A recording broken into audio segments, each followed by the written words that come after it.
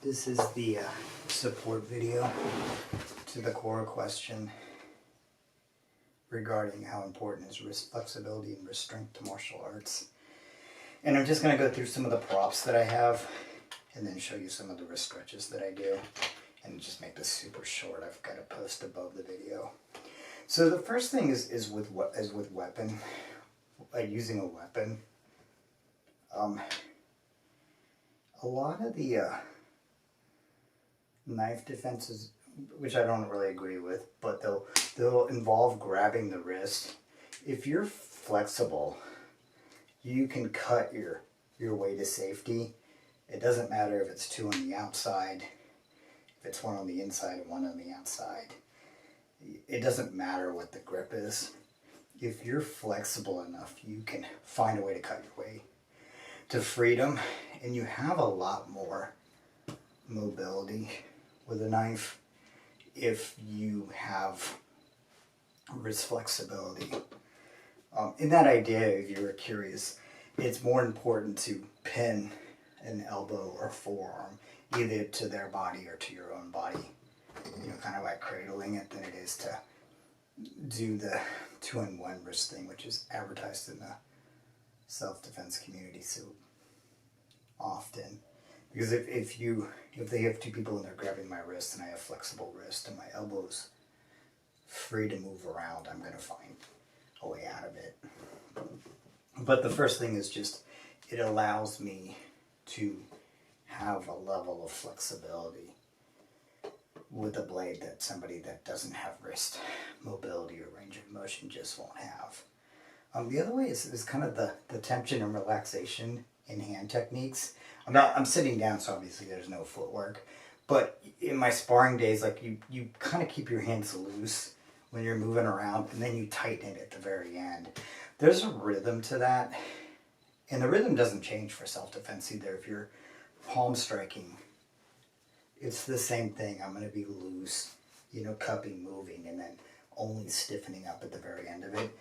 I used to use this in my sparring days to build some of that rhythm. I'm going to show you on my left hand. It'll probably show it better. But if you see right there, it's the same.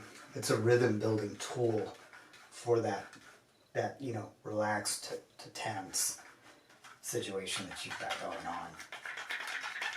And these things can kind of really help build that rhythm. The last thing I want to show you is this. It's a wrist flexation and compression tool. So you put it in like this. It's a metal coil, and you can just pull it down.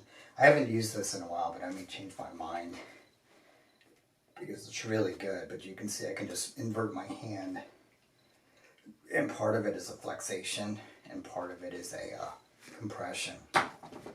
So with the stretching blocks, just to kind of make this quick and short, there's two types of stretching locks. There's compression, where you're pushing the wrist in, and there's flexation, where you're pushing it out.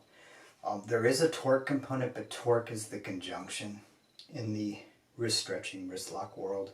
And what I mean by that is it's usually added to a compression of torque. The easiest way to explain that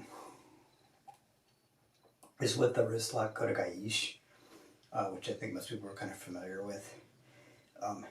Kotegaeshi doesn't work if you don't compress the wrist. So if I just grabbed it and turned, nothing really happens. But if I compress the wrist a little bit, not a lot, but a little bit, and start the torque, it's the compression that kind of adds the magic sauce. To give you the inverse, Kota Hinari, or what the Aikido guys call Samkyo, you can kind of get it to work if you do this, and in theory, I'm just using it as a stretch, but in theory you should staple it against your sternum if you're doing it to somebody else. And a lot of it has to do with controlling the elbow and turning the wrist with your whole body, not just your arms. But like where this has a little bit of steam, if you flex the wrist and then turn it, it's a whole nother level. So whenever you get a wrist lock or a wrist stretch that looks like it relies on torque, Your job is to find out torque and it's figure out if that and is compression like Kodagaishi or extension like Koda Hinari or what Aikido guys call Sankyo. But going through that, I'm just going to go through a few of the stretches that I do with my wrist. I typically don't do my wrist by themselves. I kind of combine it with shoulder locks, shoulder stretches, and I have a video on Quora regarding that. But being as this thread is just about wrist strength and wrist flexibility, I'm just going to stick to a few wrist stretches and then let it go. The big disclaimer is that if you feel shooting pain or just pain in general when you're doing this, just don't do it. Just stop.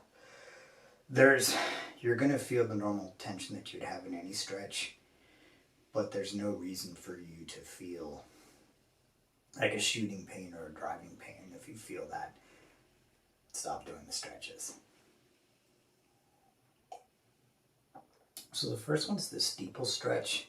I just call it the steeple stretch because it's like you're clapping your hands.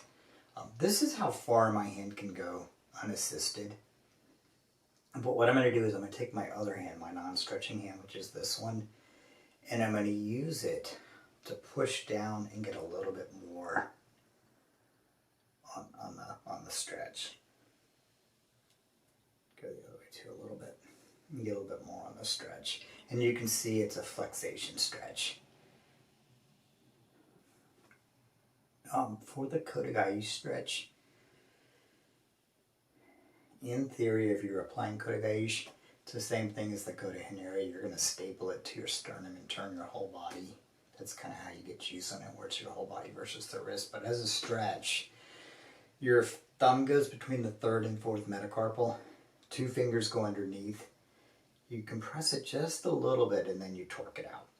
And you can you can let your elbow sink a little bit to get a little extra juice in it. And I'm doing really cruddy breath control during this, and that's just because I'm talking, but you want to exhale as you do the stretch. I'm just really not doing it because I'm rambling on the video. The Koda mill washer, which Aikido guys call Sankyo, you just kind of make this little thing here, and you can see the flexation, and you just turn it.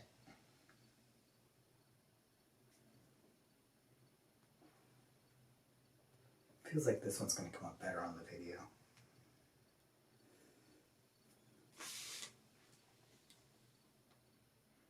The Kodama wash, or what you guys call Aikido guys call Nikyo, it's a compression, and there's 2 ways to do it. One is just pull it in, and you pull it in, you push your elbow forward a little bit. You want to keep the elbow up, so if the elbow drops, you lose it, but you want to keep the elbow up and just push it in.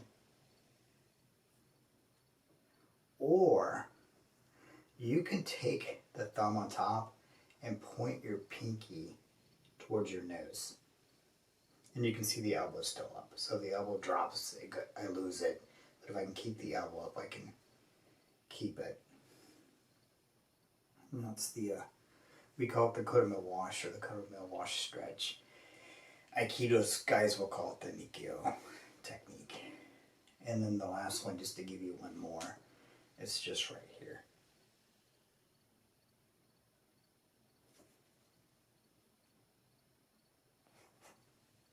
Just hold it down there.